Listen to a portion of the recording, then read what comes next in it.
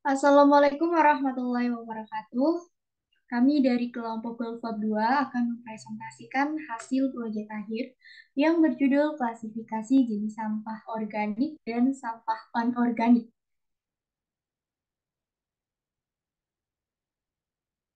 Sebelumnya, kami dari tim Macalet akan memperkenalkan anggotanya. Yang pertama, Nur Halisa Fasya sebagai modeling dan deployment, Putri Sulfiatur Rizky sebagai data akuisisi dan modeling, Salsa Dwi Nur Hidayah sebagai data akuisisi dan modeling, Rama Nadia Putra sebagai data exploration dan deployment, dan yang terakhir Wahyu Arif Darmawan sebagai data exploration dan deployment.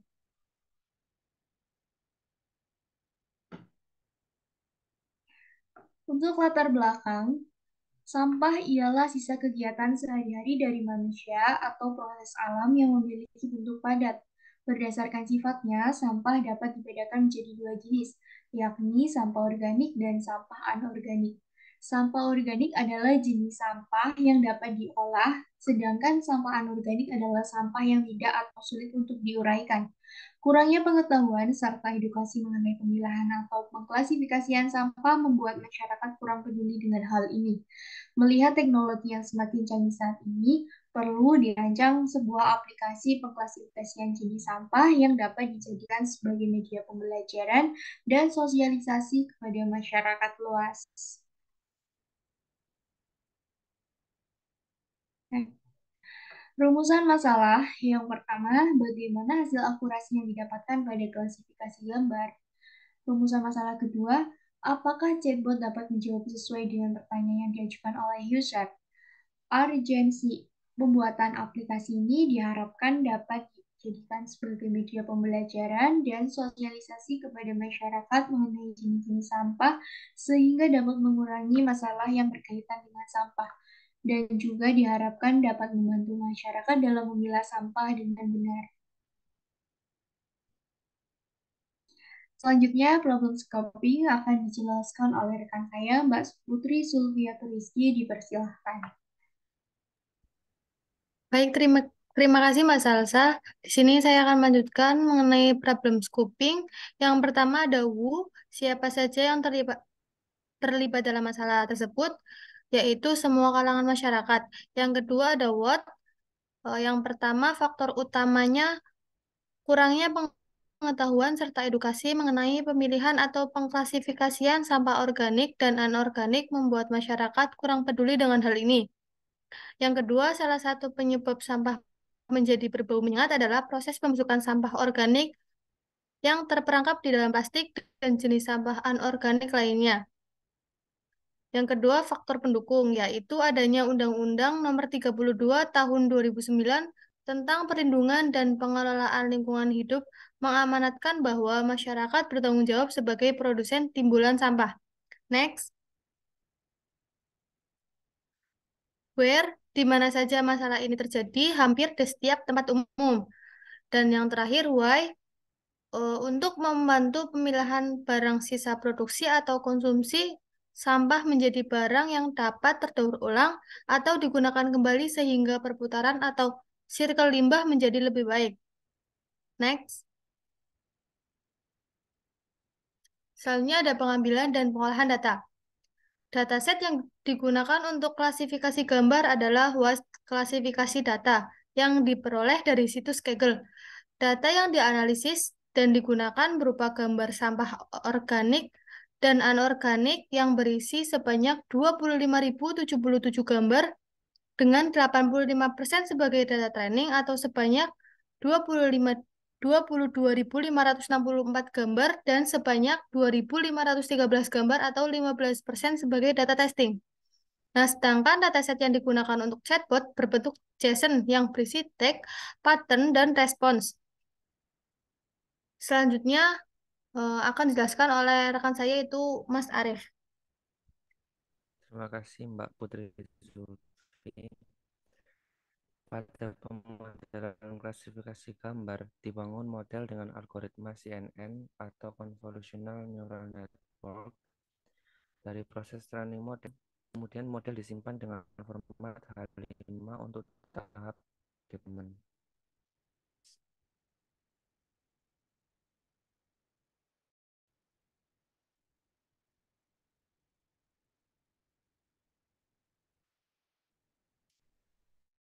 Pada pemodelan chatbot dibuat berdasarkan cocokan input pengguna dengan jawaban yang sudah ditentukan sebelumnya. Algoritma yang digunakan untuk pembuatan chatbot yaitu CNN yang berfungsi sebagai intent classifier untuk mengklasifikasikan maksud dari pertanyaan yang diajukan oleh user. Next.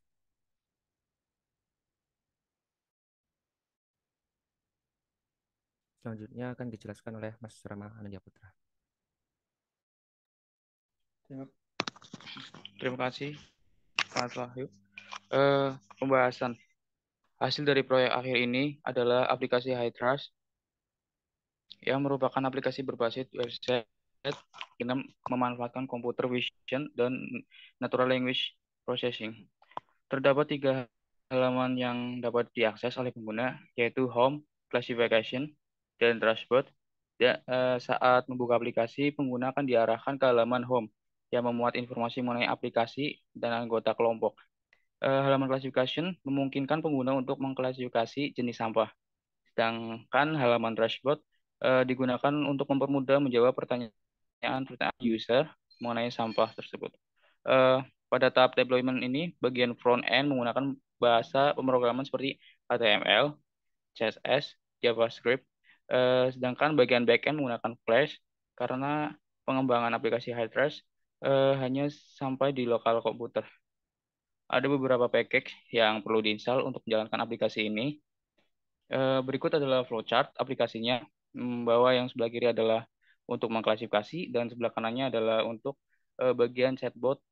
Yang sebelah kiri adalah klasifikasinya, yaitu dengan start yang mulai, user memasukkan gambar, lalu setelah user memasukkan gambar, proses klasifikasi, setelah proses klasifikasi, lalu menuju ke decision, yaitu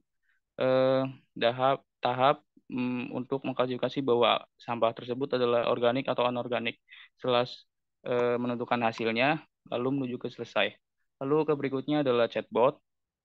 Di tahapan chatbot ini adalah mulai dulu, start. Setelah itu pesan selamat datang. Setelah pesan selamat datang, masuk ke user memasukkan pertanyaan. Setelah memasukkan pertanyaan tersebut, maka chatbot itu akan merespon yang akan ditanyakan oleh sang user tersebut. Lalu menampilkan responnya, lalu dan selesai. Berikut akan dilanjut oleh Mbak Nur Fasya. Baik, terima kasih Mas Rama. Seperti di sini saya akan jelaskan tentang user interface dari websitenya. Seperti yang dijelaskan sebelumnya, terdapat 3 halaman. Yang pertama ada homepage. Untuk bagian atas ada navigasi bar, kemudian di sini ada judul aplikasinya dan terdapat 2 button classification dan transport. Next. Lanjut ke bawah, itu ada mengenai deskripsi aplikasi, yaitu HiTrust. Next.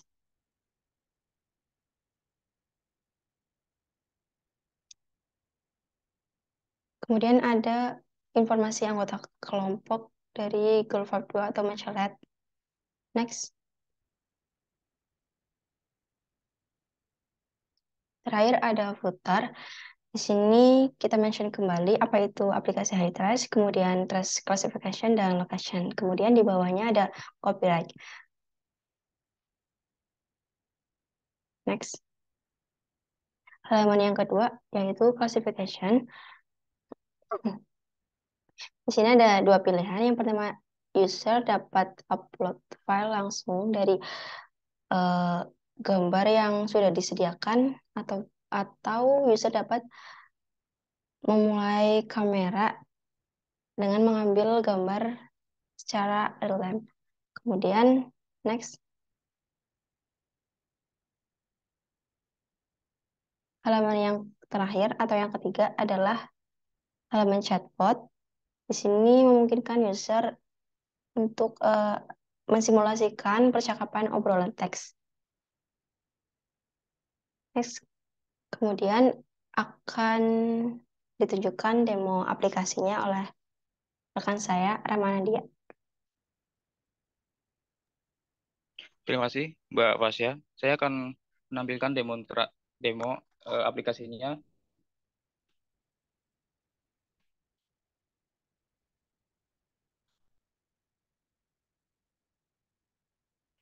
Jadi user interface-nya sesuai dengan apa yang Mbak Fasya sesuai PPT, bahwa halamannya ada classification, dashboard, lalu di halaman about ada tentang eh, aplikasi tersebut, bahwa Hatres adalah aplikasi lokasi jenis sampah, bahwa di sini ada organik anorganik, lalu di sini ada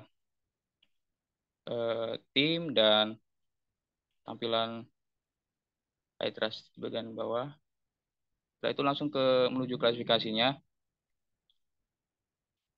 Jadi di sini kita mengupload file,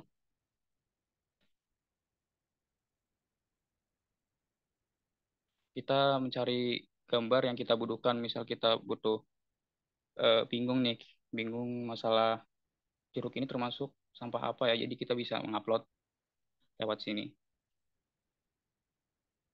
Jadi kita prediksi dan hasilnya adalah organik, bahwa akurasinya adalah 9989, bahwa sampah ini eh, tepat untuk masuk dalam kategori organik. Jika eh, malas untuk mencari ke Google gitu, kita bisa menggunakan kamera. Jadi kita langsung mencari sampah kita yang kita nggak tahu gitu.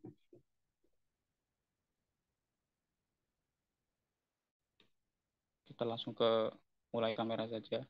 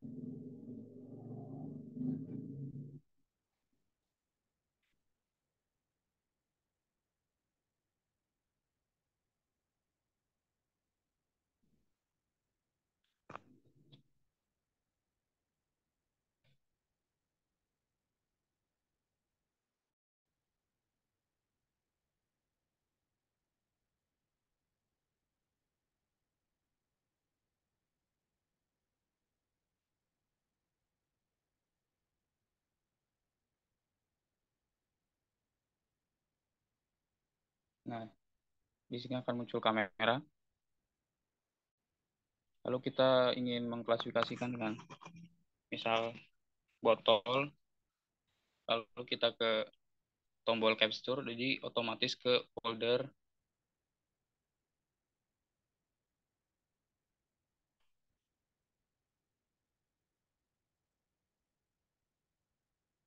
Nah, jadi pas di capture itu udah masuk folder. Setelah itu kita coba langsung ke klasifikasi lewat upload.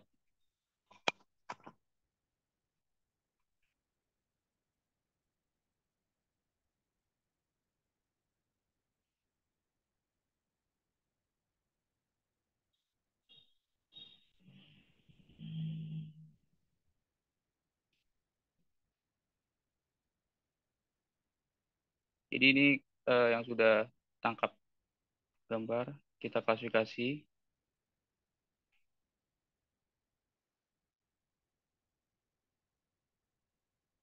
Jadi kita klasifikasi apakah sampah tersebut adalah non-organik yang bisa diadaur ulang. Jadi akurasinya adalah 79, bahwa klasifikasi ini sangat tepat untuk mengetahui sampah tersebut adalah sampah non-anorganik. Setelah masuk ke klasifikasinya, kita menuju ke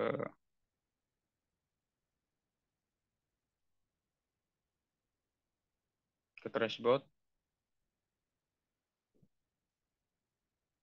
Jadi kita bisa mengirim pesan melalui dashboard ini. Jadi kita misalkan user bingung, kita ketik dulu apakah bot ini merespon atau tidak. Dan hasilnya adalah seperti ini. Jika user bingung ini apa, tinggal ketik aja. Ini apa? Nanti bot akan otomatis menjawab bahwa ini termasuk dashboard asisten digital yang siap membantu. Seperti itu. Mungkin saya akan hanya menampilkan ini saja.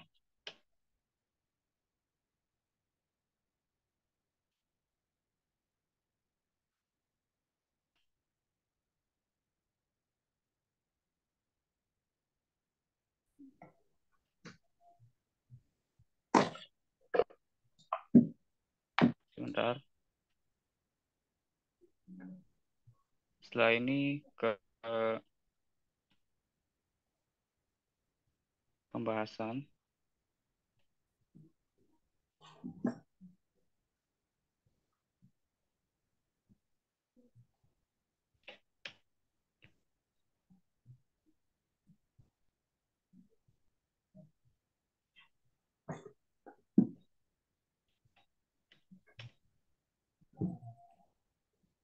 Setelah pembahasan demo-nya, sekarang menuju ke kesimpulan yang akan dilanjut oleh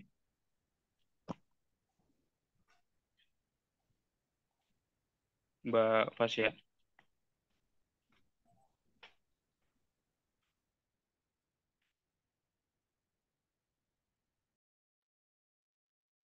Baik, saya akan membacakan kesimpulan dari proyek akhir yang kita bangun. Yang pertama, hasil akurasi yang didapatkan untuk proses klasifikasi gambar yaitu sebesar 94%, yang artinya sistem ini dapat mengklasifikasikan gambar jenis sampah dengan benar. Yang kedua, chatbot yang dibuat dapat menjawab pertanyaan yang diajukan oleh user dengan baik, karena hasil akurasi yang didapatkan sebesar 91%. Chatbot ini juga masih dapat mendeteksi pertanyaan typo apabila user salah mengetikkan pertanyaan, karena chatbot ini dibuat menggunakan model CNN, jadi chatbot dapat mengklasifikasikan pertanyaan yang dimasukkan oleh user meskipun terdapat kesalahan dalam penulisan. Kemudian saya kembalikan ke moderator. Baik, terima kasih rekan-rekan yang udah mempresentasikan. Cukup sekian presentasi dari kelompok Golfab 2. Kurang lebihnya mohon maaf. Terima kasih. Wassalamualaikum warahmatullahi wabarakatuh.